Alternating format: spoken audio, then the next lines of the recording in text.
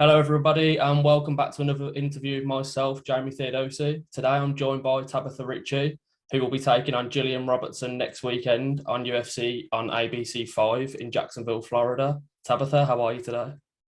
Hi, hello. Thank you for having me, Jamie. I appreciate. All good. I appreciate you joining me. So we're just a week from your fight with Jillian Robertson now. How are you feeling ahead of fight week? I'm feeling very good. Everything's going great. Game plan, weight cut, everything's going perfectly. I know you've mentioned before that you actually quite enjoy cutting weight. So what does fight week typically look like for you? You asking about cut weight?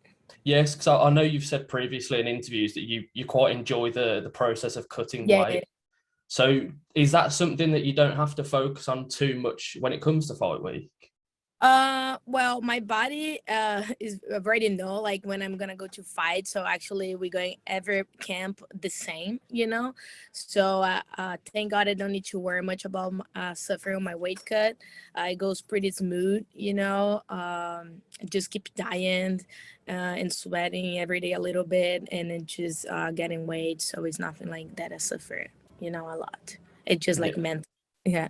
yeah. So before Yeah. we touch on your upcoming fight, let's just kind of rewind to your last fight against Jessica Pena. You Mhm. picked up an extremely impressive win. Having had time to reflect on that, how do you feel about that performance? Well, I'm very happy about that performance. All the game plan, everything that I work with my team, I work pretty well. So I'm very stoked and with one more check in one of my goals. So I'm very happy to move forward and see what is next. Yeah. So as far as I'm aware, that was your first fight in front of a live crowd for the UFC, wasn't it? Sorry, it was the first That time. Yeah. first time fighting for the UFC Yeah. in front of a live crowd. Yeah. Yeah. Did that kind of live up to your expectations? Yeah, I love to fight for the crowd. You know, it brings me a lot of hype. The thrill is high, so I was very excited. Yeah, very happy to be fighting in a big arena. Yeah, I can't wait for my next fight. Yeah. Did you feel any additional pressure because that was quite a big pay-per-view card for the UFC? So was there any kind of additional pressure knowing that? Was a little bit of pressure. I think every fight is different, you know. For the Jessica Pena, it was my first time being fighting in the big arena, but it was not something that surprised me because I have been in the corners before in a big arena, so it was something I was already expecting. But I had it was not a bad pressure, it was just like a good pressure that was good. Yeah. Yeah. So obviously Jessica Pena has been in the division for as long as it's been around. Hmm. With that win, you did earn yourself a ranked spot in the division. How good did it feel to finally earn that ranked spot? I really respect Jessica. You know, she's like you say, she's been in the UFC for a long time. Yeah, I was very happy with my performance and that was my goal to be in the rank. So now I'm here. Now my next goal is to try to rank this ranks up and see if when I can get the belt shot. So I'm just gonna keep fighting one fight at a time and see where it's gonna take me. And I know after that win, you did say that you think the Baby Shark era has begun.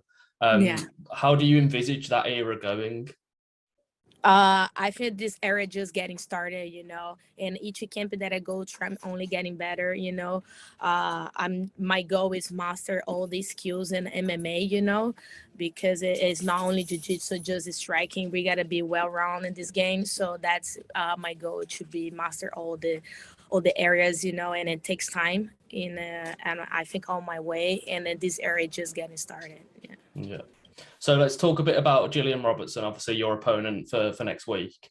Is she someone that you had your eye on and wanted to fight for this card, or were you not really too bothered about who you were fighting? Can you repeat again? Sorry. I Yeah. couldn't So understand. Gillian Robertson, was she someone that you had your eye on that you wanted to fight, or were you not really bothered about who it was? You just wanted to fight. It's not that a fighter that I'm used to follow. You know, I didn't know much about her even because she was a flyweight and she's coming down now to strawweight.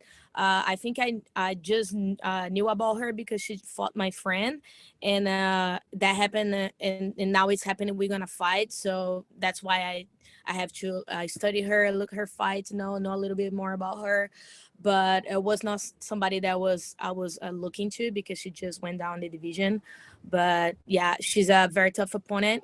She's a UFC record holder, so I think it's gonna be an awesome challenge, and I'm excited for that. Yeah. Yeah. And you've mentioned just there that your friends fought her, Pierre Rodriguez. Have you spoken to Pierre about kind of what Jillian Robertson brings to the cage, and has she given you any advice on what to expect? Yeah, we spoke a lot about the fight. I also helped Pierre a lot in her camp to fight her. So we share some information, some knowledges, and she definitely helped me too. So yeah, definitely talk with her about it. Do you think it's advantageous that like you've said, you've already helped your teammate to prepare for a fight against Jillian Robertson? I don't know if it's gonna be an adventure or not, because every fight is different. So and I'm always training. I helping her prepare to that fight. We were doing some specific training specific for her. I just keep doing the same thing. So I don't know if it's an advantage or not. I just think every fight is different. Yeah, of course. Yeah. And I mean, you've said there that you weren't really too knowledgeable about who she was. Have you seen her last two performances, and were you impressed by them? Obviously, you saw the last one, but the one prior to that as well, because she's won back-to-back times now. So have Yeah. you been impressed with that win itself? I saw that she had watched her last fight. She's coming also now winning restrict like me, and yeah, she does have an awesome jiu-jitsu, but nothing that impressed me a lot, and yeah, I'm just gonna be ready for anything for the fight. Yeah. And do you think she's a step up in quality from Jessica Pena, or are you not looking at it like that? You're just seeing it as another opponent? I think her and Jessica is a little bit different. I feel like Jessica has a little better striking than Julian. More, I don't know if she had more time in the UFC. I think she has more time than her, also more like experience. But and then jiu-jitsu wise, seems like Julian does better jiu-jitsu and MMA. But we see how it goes. But I think this is a little bit the difference between both. And do you see this being like a grappler versus grappler matchup, and see it playing out like that? Sorry, can you repeat again? Do you see this being a grappler versus grappler matchup, and it playing out someone trying to be the best grappler, or do you see it just playing out as a complete martial arts fight? I think she's more like a jiu-jitsu, pure jiu-jitsu for sure. That's what she shows in her fights.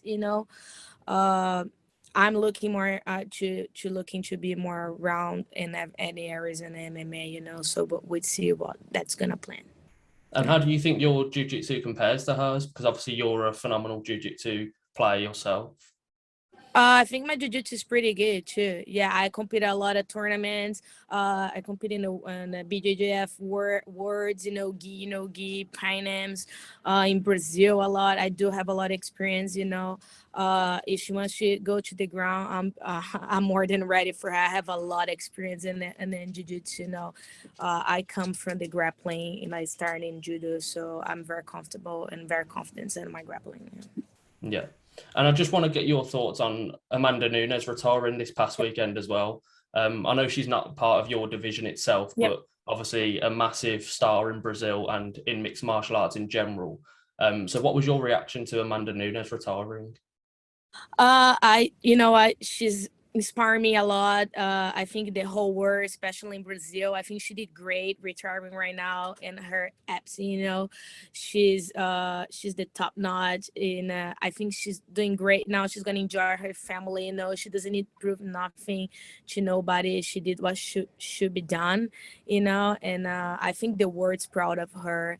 And now we need a new belt for Brazil, and then it's a little bit more pressure for us in Brazilian than in UFC, happy because we want to hand that belt, we want to bring back home.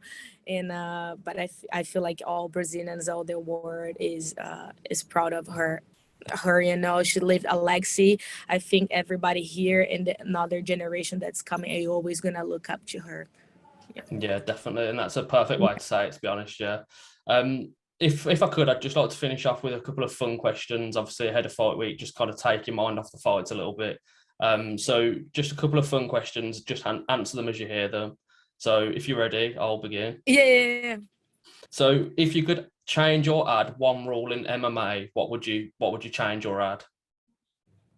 If I should change a what? Or add one rule in MMA. So you could change. Rule? Yeah. Oh damn. Maybe kick the head on the ground, the face. Yeah. Yeah. That's a good one. Yeah. Yeah. Like yeah. the pride, the old prides, you know. Yeah, of course. A lot of fighters say that they want that back. How do you think do you think that would add a lot to your game, or do you think it would be quite, I mean, I think it's it'd be another thing way to more. look out for. I think it'd be more entertaining. You know, people want to see that. Yeah, of course. Yes. Gladiator style. Yeah, true. If you could only eat one meal for the rest of your life, but it gave the perfect nutrients, what would you eat? If I need to add what? So you could only eat one meal for the rest of your life, but it gave the perfect nutrients. What would you oysters. eat? Oysters. All day. Oysters. All day, every day. Wow. That's not what I expected you to say. It was quite a surprising answer. I love oysters. Oh, really? Okay, Yeah. fair enough. Okay, that's the first time I've heard that one. If you could make the perfect fighter using fighters from past and present, who would you use for the attributes of striking, grappling, and heart? The perfect what? The perfect fighter. The perfect fighter. Okay. So you can use fighters that have fought in the past or fighters that are still fighting. Who would you use for specific attributes of striking, grappling, and heart? Oh, okay. Well, I would say Khabib. Khabib, he's my idol, you know. Yeah. So would you use him for grappling? Or using him for anything. For all of it? Yeah, for everything. Yeah. Oh, okay, fair enough. So, and the last one is, how did your fight with Jillian Robertson go down next week? I think that fight will be ending a finish. It could be standing on the ground, but I can see a finish fight. Yep. Perfect. I really appreciate your time today, Tabatha. I'm not going to keep you any longer because I know you're very busy. But best of luck next weekend for your fight, and really, really looking forward to seeing you back in there. Thank you very much. Thanks for having me. That was great. No.